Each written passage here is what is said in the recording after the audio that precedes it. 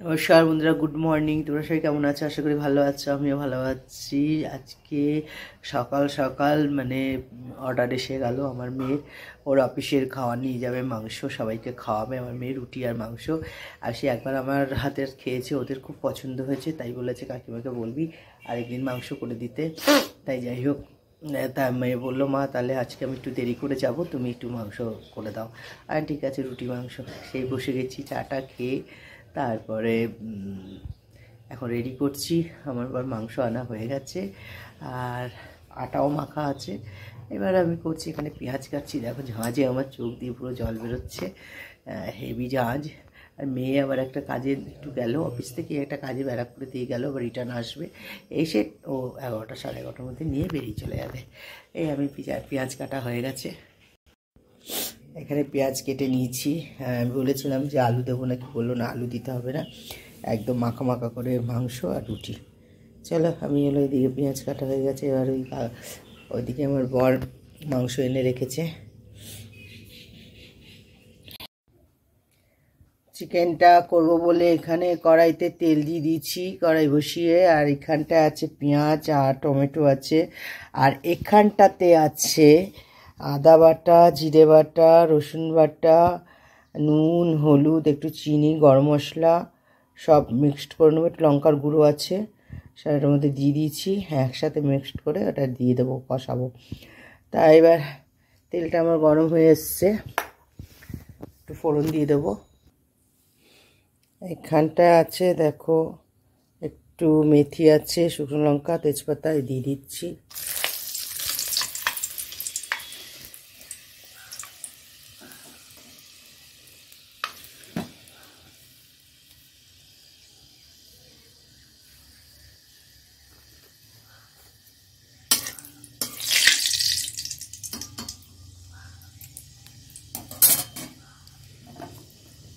পেঁয়াজগুলো দিয়ে দেবো।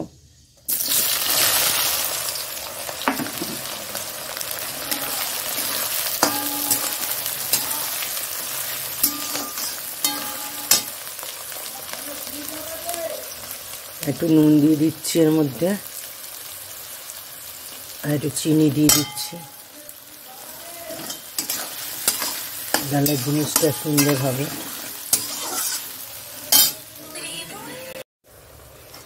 পেঁয়াজটা হয়ে গেছে, মশলাটা দিয়ে দেবো।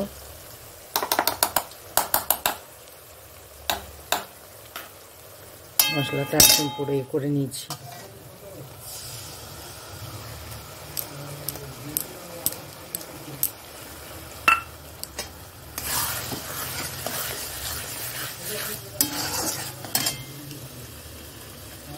টমেটোটা দিয়ে দিলাম।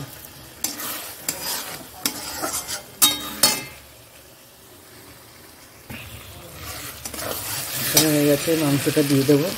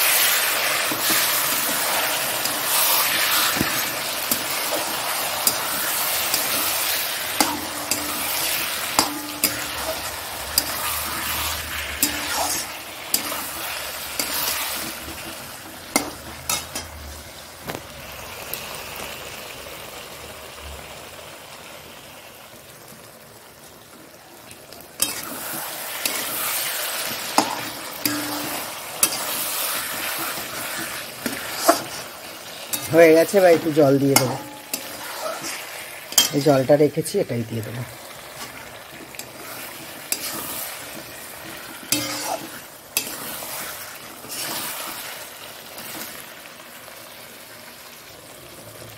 এই জলটা দিয়ে দিলাম।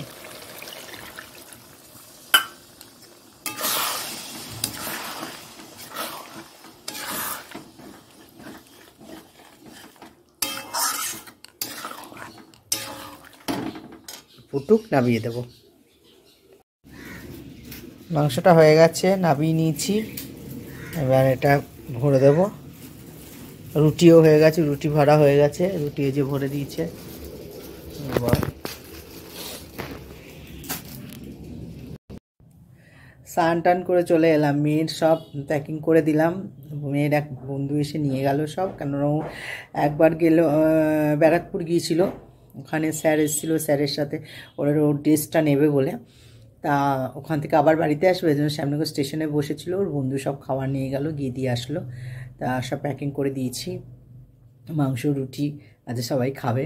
আর আমিও তারপরে গিয়ে ভাত টাত হয়ে গেছে, স্নান করে এলাম, ছোটো মেয়েকে ভাত মেখে খাইয়ে দিলাম, ও গেল পড়াতে। আর আমার মেজো যা ওই বাড়ির একটু খিচুড়ি দিয়েছে, আর এই যে বেগুনের পকোড়া। তা এখন একটু খেয়ে নিই, খেয়ে একটু ছাদে যাব, ছাদে গিয়ে একটু চুলটা ভেজা একটু বসবো, তারপরে জামা কাপড় মেলে আসি, আর তারপরে তো আবার দোকানের আছেই রান্না। চলো, ছাদে চলে এসেছি, ছাদে একটু বসে আছি, বসে একটু চুলটা একটু শুকিয়ে নিই, তারপরে নিচে আবার যাবো, আবার দোকানের রান্না আজকে দেখি কি কোথায় যাই। কাল সেদিন ব্যারাকপুরে গিয়েছিলাম, তা সেই ব্যারাকপুর থেকে একটু ভেতরে গিয়েছিলাম, তা মোবাইলটা মনে হচ্ছে কোথাও লেগেছে, একটু ছিট খেয়েছে এদিকটা, তা গিয়েছিলাম, যেতে গিয়ে আমার বরের মানিব্যাগটা পড়ে গেছে, মানিব্যাগটা পড়ে গেছে। এবার ওর মধ্যে প্যান কার্ড, তারপরে অনেক কিছু ছিল, এটিএম কার্ডটার সবই ছিল, টাকা খুব একটা বেশি ছিল না, কিছু ছিল। তা আমি সেই বললাম প্যান কার্ড নিয়েছো, দেখতে গিয়ে তারপরে আবার ঢুকিয়েছে।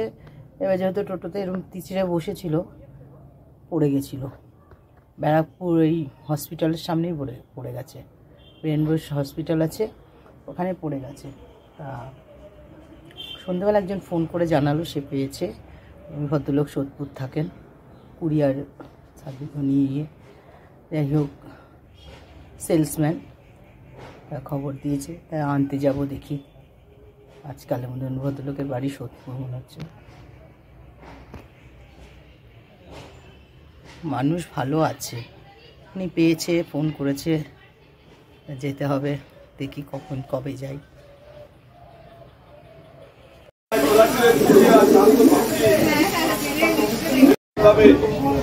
শ্যামনগর ছেড়ে যাচ্ছি, সোদপুর যাচ্ছি এখন। সোদপুরের জিনিস আছে আমাদের, যে ব্যাগ আমার বরের পার্সটা হারিয়ে গেছিলো, সেটা একজন পেয়েছে, ফোন করেছে, আনতে যাচ্ছি।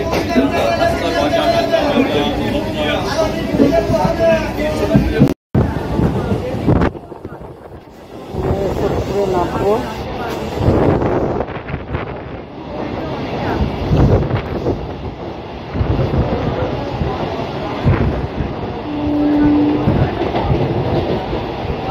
সোদপুর বাজারে এসেছি, এখানটা যাওয়ার পথে তুমি ঘুরে যাচ্ছি, দেখছি হ্যাঁ দাম সেরকম কম নেই, সবই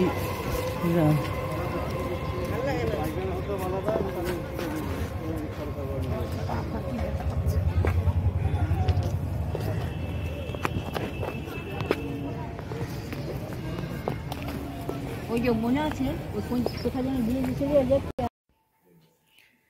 দোকান করে বাড়ি চলে এলাম, ভেবেছিলাম আজকে সত্যি কথা একদম খুলবো না ভেবেছিলাম, কারণ এত শরীর খারাপ লাগছিল, সেই নাক টাক জ্বলছিল, খুবই কষ্ট হচ্ছিল।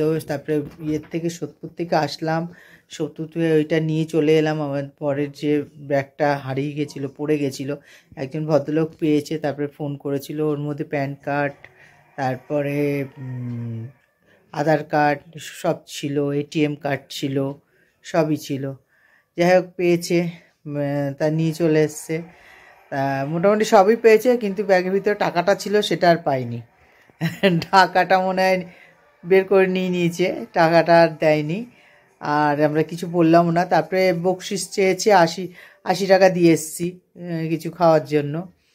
আর ওই ব্যাগটা আমরা প্রথমে বুঝিনি, ব্যাগের ভিতরে যে টাকাটা ছিল সেটাও নিয়ে নিয়েছে, ওটা দেয়নি। যাই হোক মেন জিনিসগুলো পেয়ে গেছি, প্যান কার্ড, তারপরে এটিএম কার্ড ফার্ডগুলো পেয়ে গেছি। যাই হোক তারপরে আসলাম, আর এত শরীর খারাপ লাগছিলো, তারপরে দনুমনও করছি যে কি করব, দোকান খুলবো এই ভাবছি। তারপরে বললাম না, তারপরে শ্যামদা খাওয়ার নেবে না, কিন্তু আরও তো আছে। তারপরে একবার বললো তাহলে ঘর থেকেই করো, এই দোনো করতে করতে তারপরে করলাম, ওকে দোকানে গিয়েই সব করলাম। তারপরে গিয়ে রুটি যখন ভাজছি, এত গরম লাগছে, যেহেতু ওষুধ খেলাম, 2-3টে ওষুধ খেয়েছি, গরম লাগছিল।